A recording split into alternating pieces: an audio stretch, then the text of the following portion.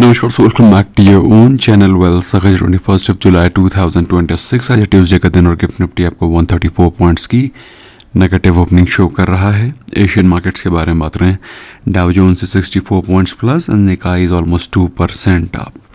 I want your attention to be drawn towards the level at which GIFT Nifty is trading which is 24,150, जो कि कल की closing 24,238 से approximately 100 points के आसपास नेगेटिव ओपनिंग शो कर रहा है। तो बेसिकली 24,150 के आसपास की नेगेटिव ओपनिंग की एक्सपेक्टेशन आपको रखनी चाहिए, करीब करीब 100 पॉइंट्स डाउन। कल के दिन Nifty bank fail 576 points down, Sensex close 442 points down, Nifty 50 also closed negatively. However, I do not expect much fall from here and market इस रेंज में कंसोलिडेट होने की उम्मीद ज़्यादा है। Why? Because 24,000 will be acting as a major support level। आगे हम लोग लेवल्स डिस्कस करेंगे।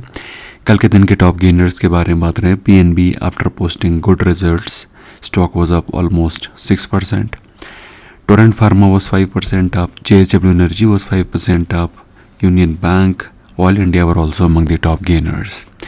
वहीं लूजर्स के बारे में बात करें, ऑफ कोर्स पुअर रिजल्ट्स जहाँ भी जिस कंपनी ने पोस्ट किए हैं उनके रिजल्ट्स नेगेटिव ही आए हैं। HDFC बैंक 5% डाउन था कल के दिन, एक्सिस बैंक 5.5%, लेकिन HDFC बैंक अभी भी, कई सारे लोग पूछ रहे थे क्या हम लोग बाय कर सकते हैं, तो HDFC बैंक अभी भी बायबल लेवल पर नहीं आया है। AU small finance bank was 3.5% down, yes bank, CDSL were also among the top losers yesterday। वहीं बात करें कमोडिटी सेक्शन की, सो गोल्ड 1,40,000 पर बेस बना चुका है। Silver has made base around 2,15,000 2,20,000, तो यहाँ पर बेस बने हुए हैं।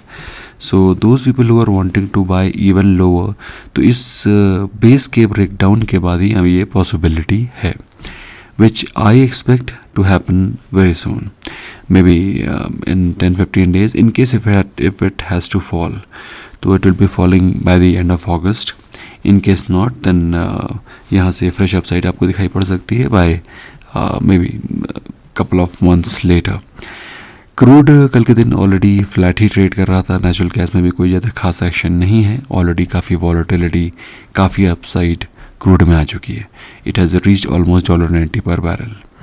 Indian rupee life time loss के आसपास है, 96.45 रुपीज़ पर dollar. Indian rupee was also looking weaker against euro, great Britain pound and Japanese yen. तो इंडियन रुपी की हालत खस्ता हाल दिखाई पड़ रही है ऑलमोस्ट सारी की सारी करेंसीज के अगेंस्ट।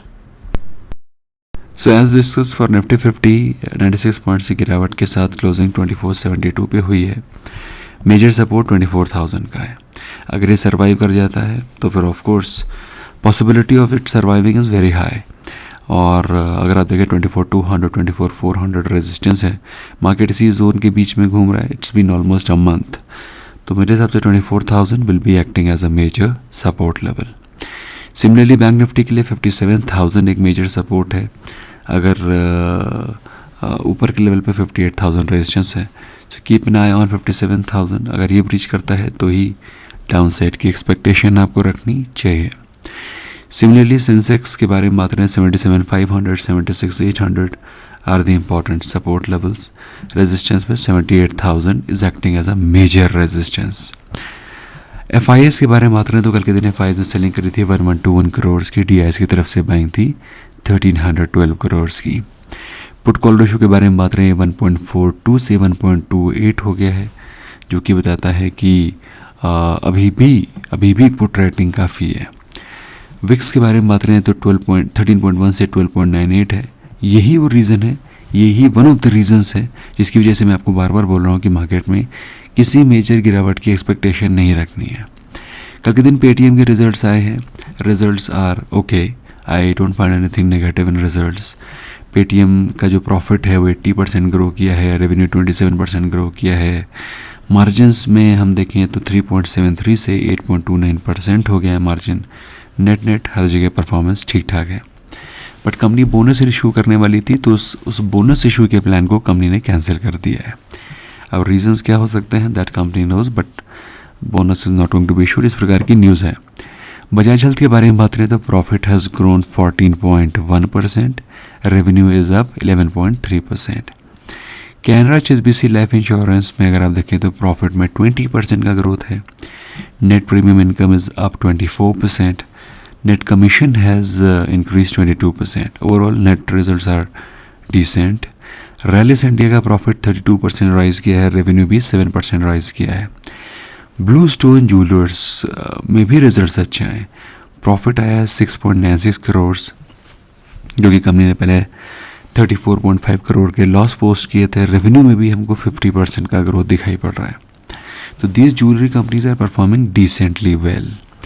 एस कंस्ट्रक्शन के रिजल्ट्स भी अच्छे आए हैं, नेट प्रॉफिट में 22% का ग्रोथ है, क्वार्टर ऑन क्वार्टर 8% का ग्रोथ है। S construction is into construction activities, है ना, अर्थ मूविंग, जेसीबी टाइप की जो नहीं होते हैं equipment, dozers and all, excavation machines, तो वो सारे के सारे प्रोवाइड करते हैं। एस कंस्ट्रक्शन नाम से ही समझ में आ रहा होगा। तो ईयर ऑन ईयर परफॉर्मेंस तो ठीक है, बट अगर आप क्वार्टर ऑन क्वार्टर देखेंगे तो फिर आपको परफॉर्मेंस में ड्रॉप दिखाई पड़ेगा। कल शाम के इवनिंग रैप में हमने अल्ट्राटेक सीमेंट के रिजल्ट स्टडी किए थे, उसमें मैंने सेम यही थीम डिस्कस करी थी। आई एम श्योर आपने देखा होगा, तो फिर आप समझ पा रहे होंगे कि इसका quarter on quarter performance down क्यों है। Steel exchange of India net profit, बहुत ही विस्फोटक नतीजे हैं। इसको आप देखिए, चाहे प्रॉफिट हो, चाहे रेवेन्यू हो, चाहे मार्जिन्स हो, चाहे ईयर ऑन ईयर हो, चाहे क्वार्टर ऑन क्वार्टर हो, आउटस्टैंडिंग नंबर्स। तो स्टील एक्सचेंज पे आपकी नज़रें आज के दिन होनी चाहिए।